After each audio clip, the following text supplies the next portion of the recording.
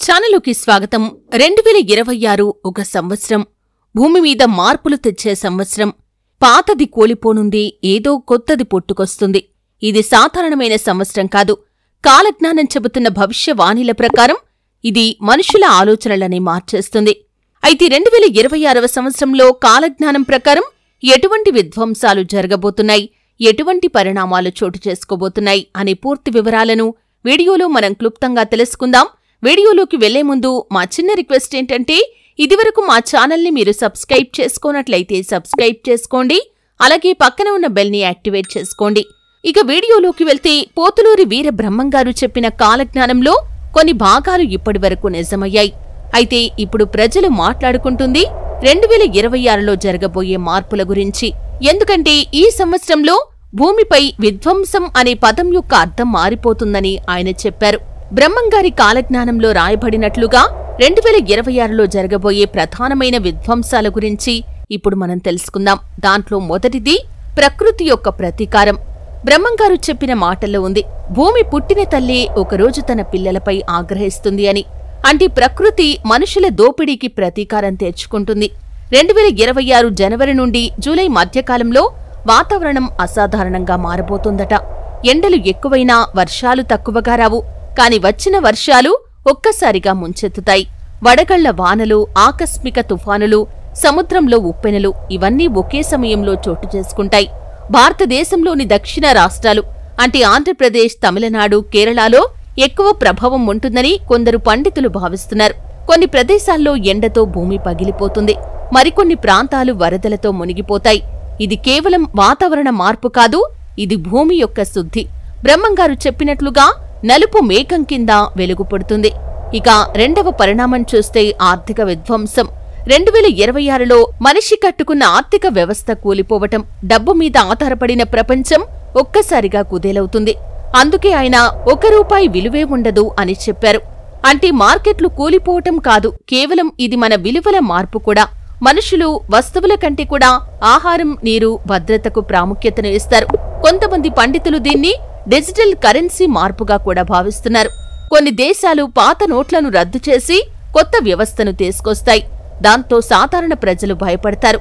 కాని కాలజ్ఞానం ఏం చెబుతుందంటే, ఈ మార్పు తర్వాతే న్యాయమైన వ్యవస్థ పుడుతుందని. ఇక మూడవ విధ్వంసం ఏమిటంటే, దేశాల మధ్య ఘర్షణలు. అంటే దేశాల మధ్య యుద్ధాలు జరుగుతాయి. రెండు శక్తులు గర్జిస్తాయి. మూడోది పైనుండి చూస్తుంది అని బ్రహ్మంగారు చెప్పారు. ఇది చాలా మంది చెబుతున్న మాట ప్రకారం ప్రపంచ యుద్ధానికి సంకేతం. 2026 చివరిలో ఆసియా దేశాలు మరియు పాశ్చాత్య దేశాల మధ్య ఉత్కంఠ పెరుగుతుంది. ఆర్మీలు సరిహద్దుల్లో సిద్ధమవుతాయి. ఇది పెద్ద యుద్ధంగా మారకపోయినా అంతర్జాతీయ స్థాయిలో ఆందోళన పెరుగుతుంది. భారతదేశం నేరుగా పాల్గొనదు, కాని దాని ప్రభావం ఇక్కడి ఆర్థిక పరిస్థితిపై పడుతుంది. అయితే బ్రహ్మంగారు ఏం చెప్పారంటే, యుద్ధం రక్తంతో కాదు, మాటలతో మొదలవుతుందని. అంటే ఇది మానసిక యుద్ధం. టెక్నాలజీ, మీడియా, సమాచార పోరాట రూపంలో ఉంటుంది. ఇక నాల్గవ విధ్వంసం ఏమిటంటే అనారోగ్యం, కొత్త వైరస్లు. 2026 చివరిలో మనుషుల ఆరోగ్యంపై మరో దెబ్బ పడుతుంది. గాలిరాని చోటికి కూడా వ్యాధి వెళ్తుందని ఆయన చెప్పిన భవిష్యవాణి ఇప్పటికి సరిపోతుంది. కరోనా తర్వాత కూడా ఒక కొత్త వైరస్ ఉద్భవించవచ్చని పండితులు అంటున్నారు. కాని ఈసారి అది శరీరాన్ని కాదు, మనసును ప్రభావితం చేసే వ్యాధి. మానసిక ఒత్తిడి, భయం, అనిస్థితి ఇవి ఎక్కువగా వ్యాపిస్తాయి. ప్రజలు తాము ఎదుర్కొంటున్నది ఏంటి అనేది అర్థం చేసుకోలేకపోతారు. కాని గుర్తుంచుకోండి, ప్రతి చీకటి తర్వాత వెలుగు వస్తుంది. ఈ వ్యాధి మనిషిని ఆలోచింపజేస్తుంది. నిజమైన ఆరోగ్యం అంటే మనసులోనే ఉందా అని ప్రతి ఒక్కరూ ఆలోచిస్తారు. ఇక ఐదవ విధ్వంసం ఆధ్యాత్మిక పునరుద్ధరణ. ఇది విధ్వంసమే అయినా చివరికి పునరుత్థానం జరుగుతుంది. బ్రహ్మంగారు నల్ల మబ్బుల తర్వాత సూర్యోదయం అని చెప్పారు. అంటే 2026లోని కష్టాల తర్వాత ఒక కొత్త యుగం మొదలవుతుంది. ప్రజలు ధనం, పదవి కంటే కూడా విలువలు, భక్తిని గుర్తిస్తారు. ఆధ్యాత్మికత వైపు మళ్లుతారు. అనేక మంది యోగా, ధ్యానం, దేవతా ఆరాధన వైపు తిరిగి వస్తారు. మానవ సంబంధాలు మరలా సరిచేయబడతాయి. ఇది నిజానికి విధ్వంసం కాదు, ఇది శుద్ధి. ప్రకృతి మనల్ని శుద్ధి చేస్తుంది. ఇలా 2026వ సంవత్సరంలో భూమి శుద్ధి పూర్తవుతుంది. కాని ఇది అంతమేమీ కాదు, ఇది ఒక కొత్త మొదలు. వీర బ్రహ్మంగారు చెప్పినట్లు కాలి ముగిసిన చోటే సత్యం మొదలవుతుంది అని. అంటే కష్టకాలం ముగిశాక ఒక న్యాయ యుగం పుడుతుంది. మానవజాతి ఒక కొత్త ఆలోచనతో, కొత్త ధర్మంతో ముందుకు సాగుతుంది. ఇదే సత్యయుగం ఆరంభం అని పండితులు కూడా భావిస్తున్నారు. 2026 తర్వాత మనుషుల విలువలు పూర్తిగా మారిపోతాయి. ఇప్పటివరకు ధనం, లాభం, పదవి కోసం పరుగులు పెట్టిన మనిషి ఇప్పుడు మానసిక శాంతి, సహజ జీవన విధానం వైపు తిరుగుతాడు. పచ్చని చెట్లు, పచ్చని జీవనం అనే భావన తిరిగి వస్తుంది. ప్రకృతి పట్ల గౌరవం పెరుగుతుంది. విద్య కూడా మారుతుంది. పుస్తకాలలో కాకుండా జీవనంలో నేర్పే విద్యా విధానం మొదలవుతుంది. పిల్లలకు ధర్మం, విలువలు, సహజత అనే కొత్త బోధనలు మొదలవుతాయి. ఇప్పటివరకు మనిషి బయట ప్రపంచాన్ని గెలుచుకునే ప్రయత్నం చేశాడు. కాని ఇప్పుడు తనలోని మనస్సును గెలుచుకునే ప్రయత్నం చేస్తాడు. బ్రహ్మంగారు చెప్పిన మరో వాక్యం ఉంది. ముగింపు సమయాన మహానుభావులు జన్మిస్తారని. 2026 తర్వాత అదే జరుగుతుంది. కొత్త ఆధ్యాత్మిక నాయకులు, కొత్త గురువులు, కొత్త దర్శనాలు పుట్టుకొస్తాయి. వీరు ఎటువంటి మతానికి చెందినవారు కాదు. వీరు మానవత్వం అనే మతాన్ని ప్రాచుర్యంలోకి తెస్తారు. వారు చెబుతారు, దేవుడు మీలోనే ఉన్నాడు, బయట వెతకవద్దని. ఆ సమయంలో ప్రపంచమంతా ఒకే ఆలోచనతో కదిలిపోతుంది. ఇది ఒక మతపరమైన మార్పు కాదు, ఇది చైతన్య మార్పు. మనిషి అంతరంగంలో దేవుణ్ణి కనుగొనటం మొదలు పెడతాడు. కాలజ్ఞానం ప్రకారం పవిత్ర భూమి దక్షిణం నుండి జ్ఞానం వెలువడుతుంది. దీన్ని పండితులు భారతదేశంగా భావిస్తున్నారు. భారతదేశం 2026 తర్వాత ప్రపంచానికి మార్గదర్శక దేశంగా నిలుస్తుంది. ఇక్కడి ఆధ్యాత్మిక బలం, సంస్కృతి, కుటుంబ విలువలు ప్రపంచానికి దారి చూపిస్తాయి. సాంకేతికతలో, విజ్ఞానంలో, వైద్యంలో భారత్ కొత్త ఆవిష్కరణలు చేస్తుంది. ప్రపంచ దేశాలు భారత్ను గురువుగా చూస్తాయి. దీని బ్రహ్మంగారు భారత భూమి నుండి వెలుగు అని సూచించారు. అదే సమయంలో ప్రజలలో ఏకత్వం, సహకారం పెరుగుతుంది. మతం, జాతి, భాష అనే భేదాలు కరిగిపోతాయి.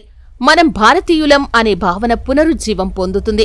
2026 తర్వాత ప్రపంచంలో టెక్నాలజీ మనుషుల చేతిలో ఉండదు, అది మనస్సులోకి వెళ్తుంది. అంటే artificial intelligence, robots, quantum technology వంటి వ్యవస్థలు మన రోజువారీ జీవితంలో భాగమవుతాయి. కాని ఈసారి వాటిని నియంత్రించేది మనస్సు, లోపం కాదు. ప్రకృతిని నాశనం చేయకుండా సాంకేతికతను ఉపయోగించడానికి కొత్త మార్గాలు వస్తాయి. Green technology, natural energy, water power వంటి ఆవిష్కరణలు ప్రధానంగా మారుతాయి. బ్రహ్మంగారు చెప్పినట్లుగా అగ్ని, గాలి, నీరు ఇవే భవిష్యత్తు యొక్క ఆయుధాలు. దీనర్థం ఏమిటంటే మనిషి ఈ 3 మూలాలను ఉపయోగించి సమతుల్య జీవనాన్ని సాగించనున్నాడని. 2026 ముగిసేసరికి భూమిపై ఒక గొప్ప మార్పు వస్తుంది. కొంతమంది దాన్ని 5th డైమెన్షన్ అవేక్నింగ్ అంటారు. బ్రహ్మంగారు దాన్ని సత్యయుగం ఆరంభం అన్నారు. ఈ యుగంలో మనుషుల ఆలోచనలు స్పష్టమవుతాయి. ద్వేషం తగ్గి ప్రేమ పెరుగుతుంది. లోకపాలకులు మారుతారు. న్యాయం, నిజాయితీతో ఉన్న నాయకులు ముందుకు వస్తారు. ప్రజలు మళ్లీ భగవంతుడి నమ్మకం వైపు తిరుగుతారు. కాని అది భయంతో కాదు, అవగాహనతో. అయితే ఈ యుగంలో ఒక నియమం ఉంటుంది. సత్యం ఉన్న చోటే నిలకడ ఉంటుంది. దొంగతనం, దోపిడీ, అబద్ధం ఇవి నశిస్తాయి. ధర్మం నిలుస్తుంది. 2026 తర్వాత మనిషి జీవితంలో ఒక పెద్ద అంతరంగ మార్పు వస్తుంది. సంబంధాలు మళ్లీ బలపడతాయి. భార్యాభర్తల మధ్య అవగాహన పెరుగుతుంది. పిల్లలు పెద్దలను గౌరవిస్తారు. స్నేహాలు నిజాయితీగా మారతాయి. ప్రేమలో పాపం కాదు, పవిత్రత ఉంటుంది. మనం ఎంత సంపాదించాం అన్నదానికన్నా ఎంత ఇచ్చాం అని ఆలోచిస్తాం. ఇది నిజమైన మనుష్యతత్వం తిరిగి రావటం.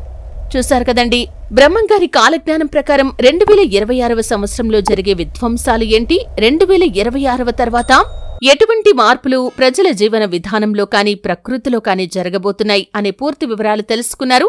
వీడియో నచ్చితే ఖచ్చితంగా లైక్ చేయండి. మరిన్ని మంచి మంచి వీడియోల కోసం ఇప్పుడే మా ఛానల్ని సబ్స్క్రైబ్ చేసుకోండి.